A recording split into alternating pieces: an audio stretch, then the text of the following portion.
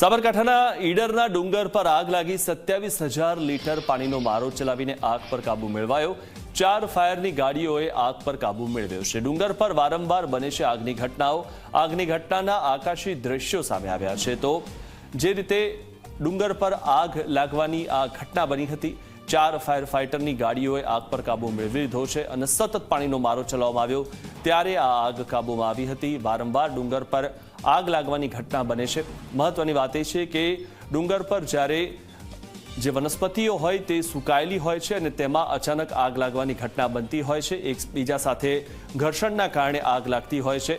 ઘણા બધા જે જંગલો છે તેમાં પણ આ જ પ્રકારની આગની ઘટનાઓ બનતી હોય છે। ત્યારે ઈડરના ડુંગર પર આગ લાગી હતી। ફાયરની 4 ગાડીઓએ આગ પર કાબુ મેળવી લીધો હતો અને 27,000 લીટર પાણીનો સતત મારો ચલાવીને અને આગ પર કાબુ મેળવ્યો હતો। આ જે દ્રશ્યો આપ જોઈ રહ્યા છો, ઈડર ડુંગર પર આગ લાગી તેના આકાશી દ્રશ્યો સામે આવ્યા।